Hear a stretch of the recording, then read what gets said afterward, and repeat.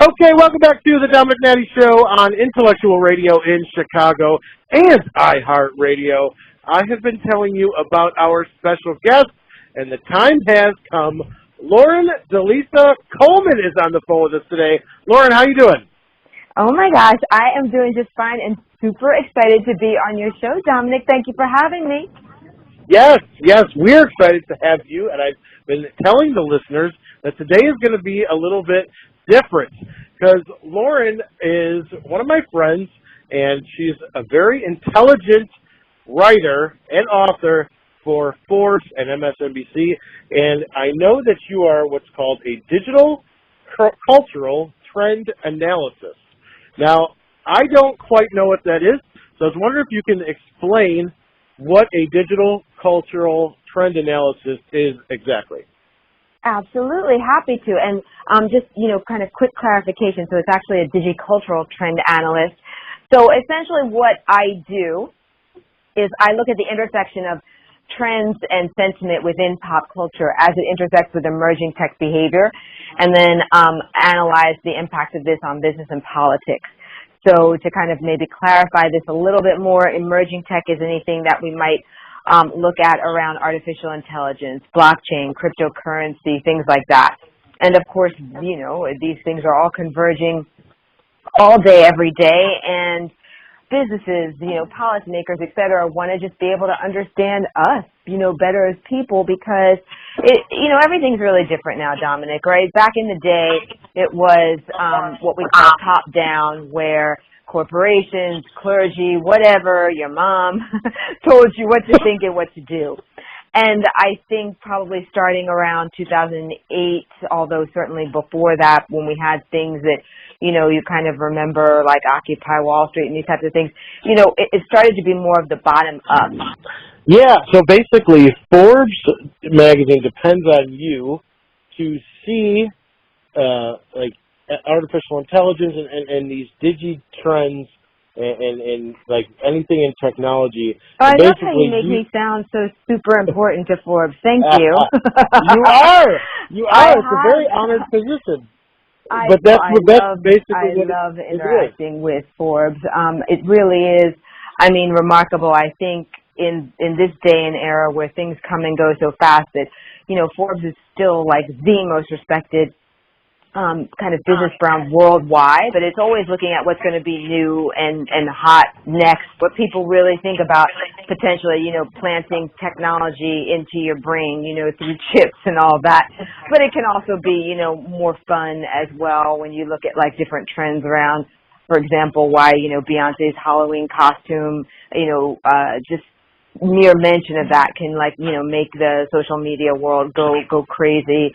I had the opportunity a couple of months ago during what's called the Cannes Lions Film Festival in France to be able to do kind of a larger piece on like social media influencers, and had the opportunity to talk to Chrissy, John Legend's wife, while she was there kind of doing an Ask Chrissy one-on-one with Twitter, and John was there as too, so I never know exactly what's going to happen. But yeah, that's just kind of one of the areas that I kind of tackle, if you will, as a digicultural trend analyst. So like I said, we've already talked about, I write about this for Forbes, but then I also have an agency that books me to speak about these trends for different conferences, or inside of larger corporations. And then I also create my own events and do consulting and reports and more all around this space, which is, really starting to blow up. When I first started, people were like, what? And then afterwards, people would be like, yeah, that's great, but they wouldn't know how to use it. And now, it's starting to be, I think, more and more popular to have a futurist on your team, or, an innovative or innovation strategist, which is what I might be called as well. It's really just being able to crystal ball maybe a little bit better than most people, for sure. Absolutely.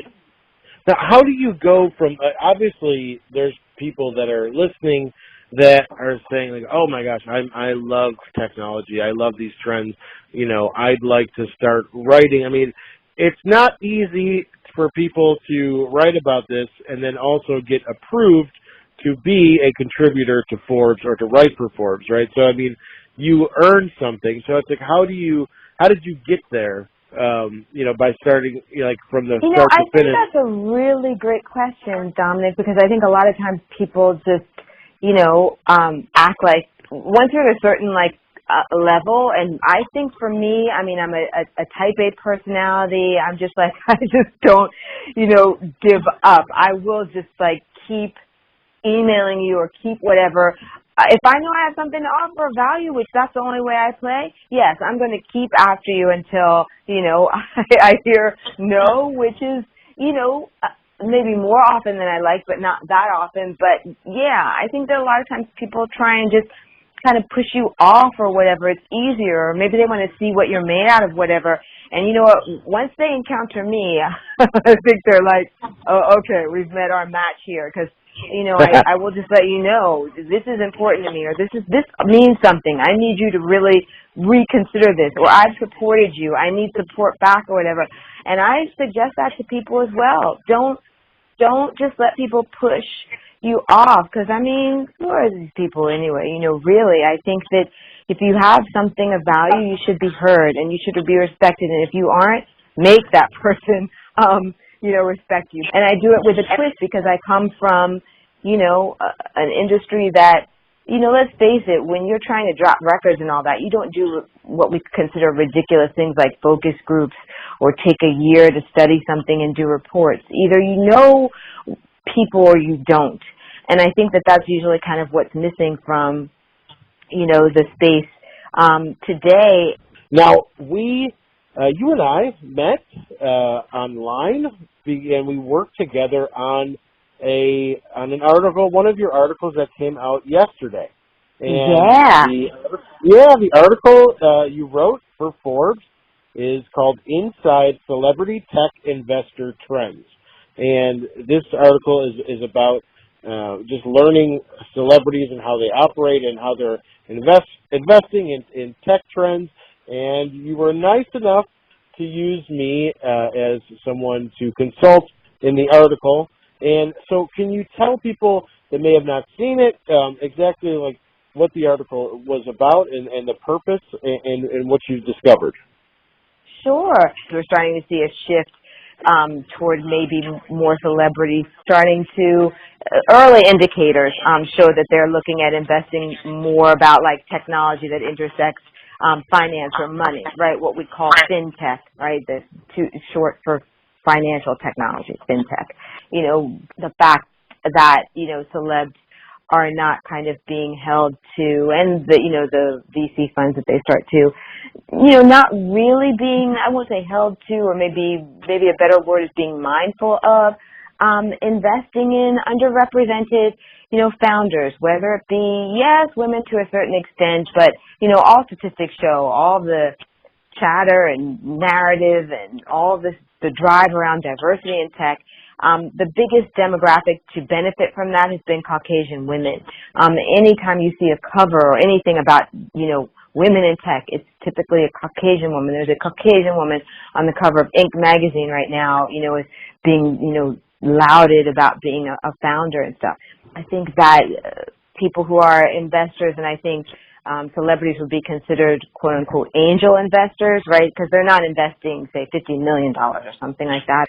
And so angels, this whole category, which is usually what underrepresented founders need most, not VCs, because they have what we don't have what we call traction, right? So some numbers around this or some sales or something.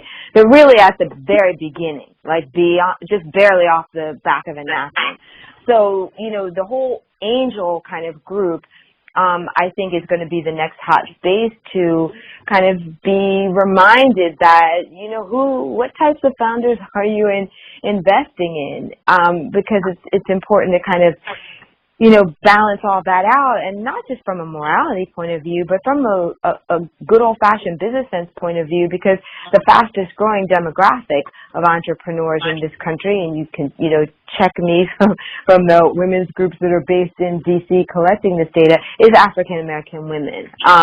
So, it just makes sense to see who's doing what that seems hot, out of that demographic. I think the poster children are always thought of as these, younger Caucasian males, and that's not the only person who has great ideas, especially as you look at a population that is browning, right? You can have different needs and different ideas of what serves what market.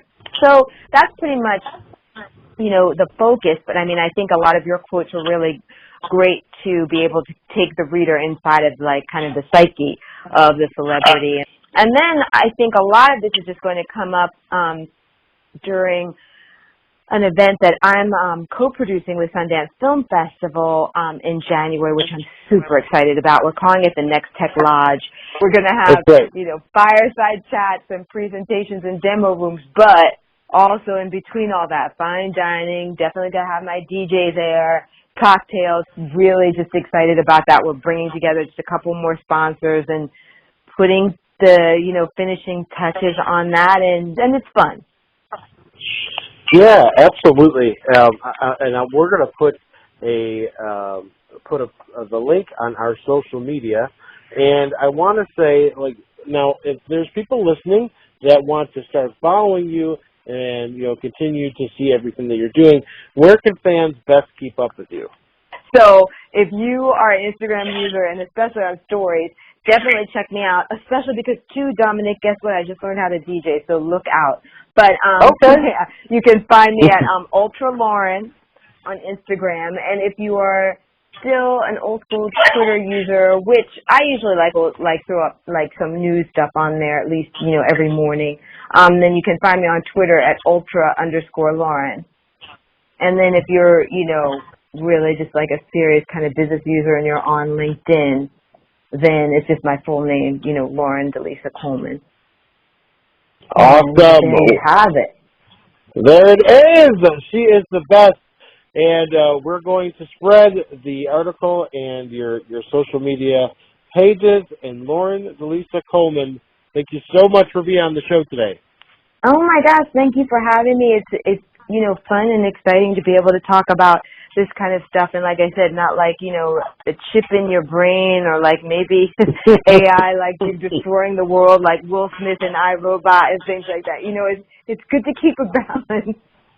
Yes, absolutely. I'm glad to hear that that's not going to happen. But we appreciate it, and Laura, we're going to have you back on soon. Appreciate it so much as well. All right, thank you, and have a great rest of the day. Hey, everybody, you are listening to the Domenick Nati Show, and I am Lauren DeLisa Coleman. I never miss it, and neither should you.